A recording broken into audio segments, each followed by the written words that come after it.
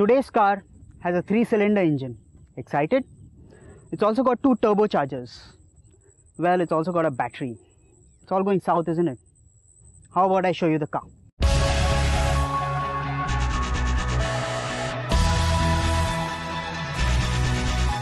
Say hello to the new i8.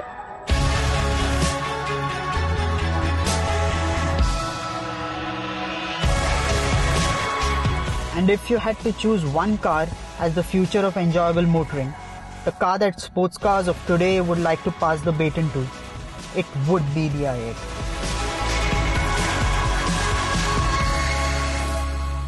I've downplayed the powertrain a great deal, so let me tell you what we're playing with today. The 3-cylinder engine in question is a 1.5-litre twin turbocharged mill. The pint-sized motor dishes out, surprisingly, 234 PS of power and 320 Newton meters of twist to the rear wheels.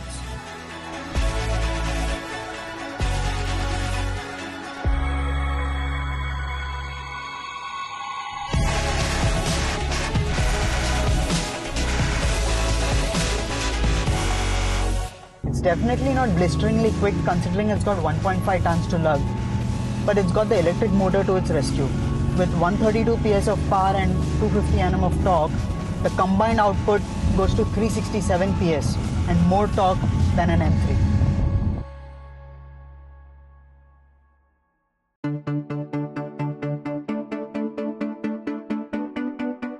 A majority of the torque, courtesy the electric motor, is at 0 RPM. It gives it excellent acceleration off the line. With 98 octane fuel and a full battery charge, the i8 can sprint to 100 kph in just 4.4 seconds flat.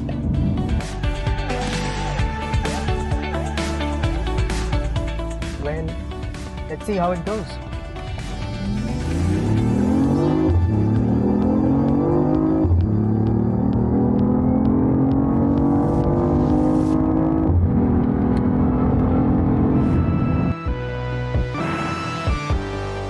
Right under the start-stop button, you get this e-drive mode.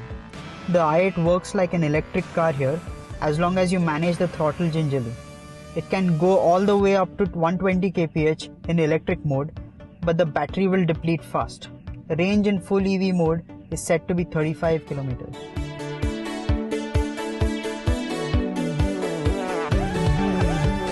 Switch to EcoPro mode and the i8 begins to make use of both the petrol and the electric motor.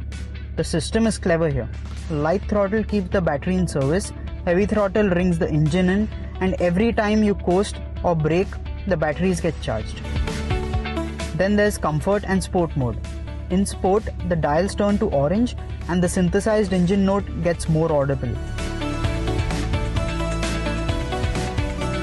The battery is charged faster the heavier you brake or lift off, so in essence, you do more miles on electric power in sports mode.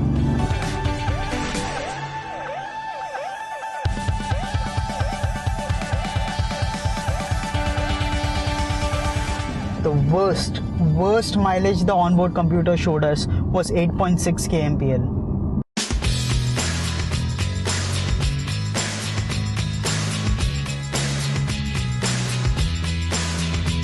You drive a petrol Honda City hard enough and it will drop to this. It's a sports car with the efficiency of a small car. BMW says it can stretch a litre of petrol to 47.5 kmpl.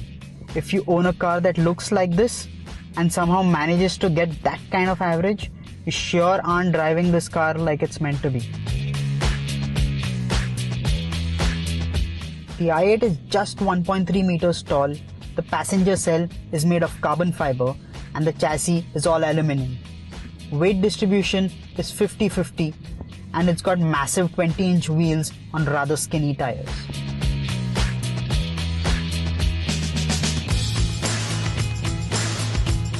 It's got layers and surfaces unlike any car you will see today, and just the way the doors open and shut, the way you curl yourself into the driver's seat, it all makes for an occasion. The i8 sits wide and you can see the unique rear fenders in your wing mirrors trying to channel air smoothly away from the i8. The grille makes it instantly recognizable as a BMW, But despite its futuristic styling, the details, headlamps and tail lamps are so simplistic. The asymmetric interior is fairly simplistic as well. You can notice the common parts on the center console and switchgear, but the design is rather interesting.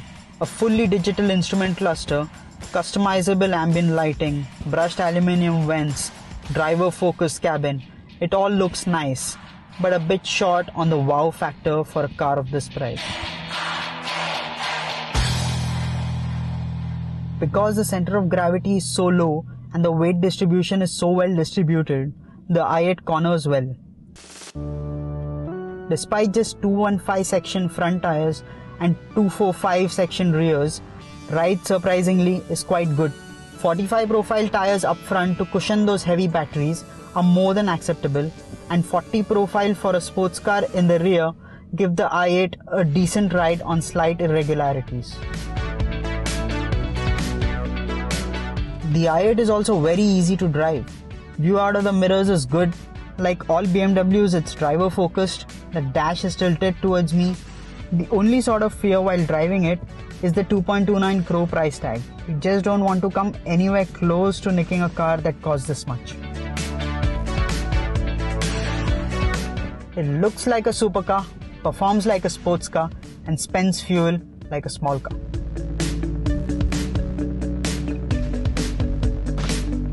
So with the i8, you get a car that doesn't want to kill you and looks more exclusive than a 911.